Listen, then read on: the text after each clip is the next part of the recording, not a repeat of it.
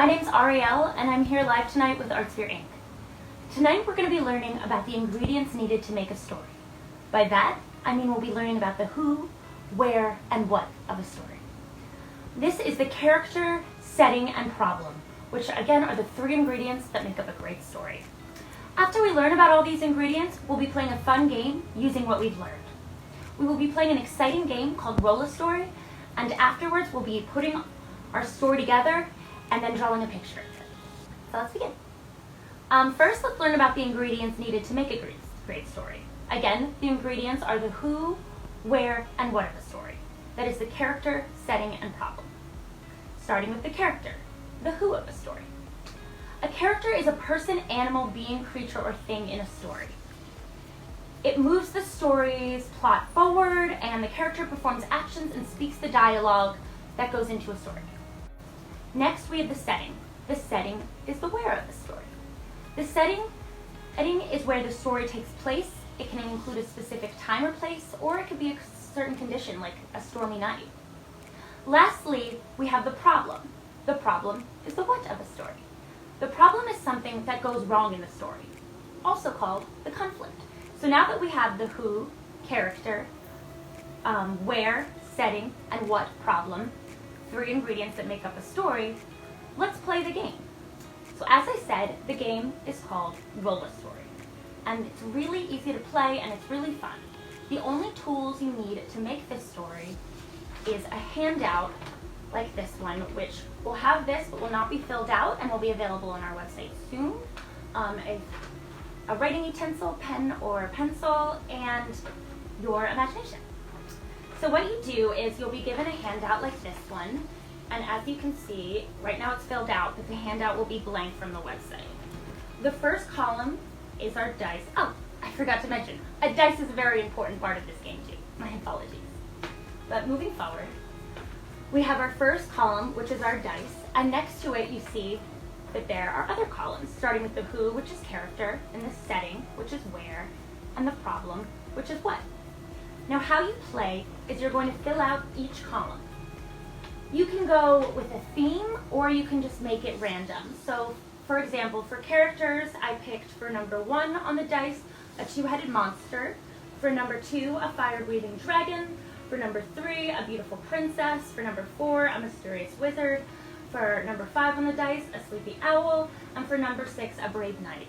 This sort of ties into a fairy tale theme, but if you'll see what I did for the setting and the problem, that's far more random, so whichever one you think would be more fun, or you would like to write a story about, whether it be a theme or random, go for it. You could do any cookie character, like a crazy dolphin, an angry dinosaur. But anyway, moving on, we're at the setting, which is the where. So for number 1 on the dice, I put by the sea. For number 2, I put inside a cave. For number 3, in a hot desert. For number 4, in a magical castle. For number 5, at a farm. And for number 6, in a dark forest. Lastly, we have the what, which is the problem, conflict of our story. And for number 1, I put got lost in space. 2, was chased by a watermelon. 3, lost your dad. 4, got food poisoning. 5, can't find the way home. And 6, got stuck in a snowstorm.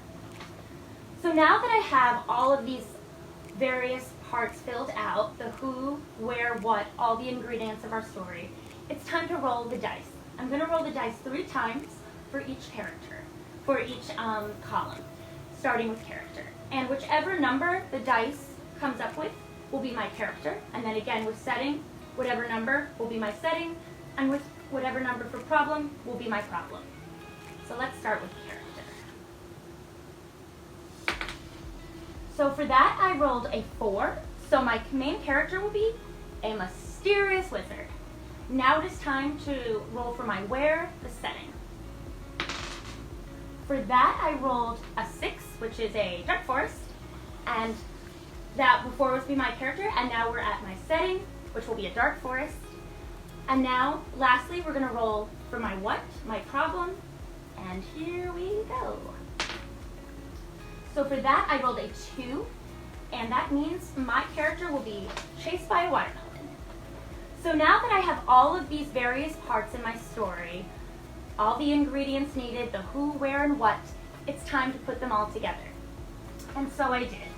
I wrote down my story using all of the 3 ingredients that I wrote for, and I'm going to read it to you. Once upon a time, a mysterious wizard was walking in the forest. He knew the forest well and had walked through it many times, but never for this long. The wizard lost track of time, and before he knew it, the forest became dark. It was nighttime. The wizard decided that it was time to walk home.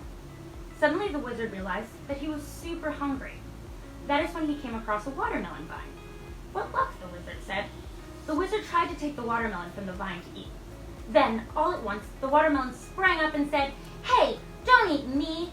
The watermelon was so mad at the wizard for trying to eat it that it chased the wizard all the way home. The end. So, now that we wrote our story using the 3 elements, again, that would be character, which for me was a mysterious wizard. 2 for setting, which is the where, and I rolled a 6, which is in a dark forest. And then 3, which is the problem, the what. I rolled a 2, which was chased by a watermelon. I put them all together and wrote down my story. Afterwards, I drew a picture of my story. And as you can see, I put all my ingredients. We have our mysterious wizard, our funny-looking watermelon, and our dark forest. So thank you so much for tuning in with me for this project. I had an absolute blast playing roll a dice, roll a story, writing the story, and making the picture. It was so much fun, and it really helped me put the ingredients of a story together that I maybe wouldn't have thought of beforehand. And I would love for you to try it out too. If you would like to post your board or your story or your picture or all 3 to Instagram or Facebook, I would love to see what you come up with. You can do so by posting it to, again, Facebook or Instagram using the hashtag #LoveArtsphereInc. And as always, make sure to check out Artsphere's website for some more great classes and handouts. And have a great night. Bye.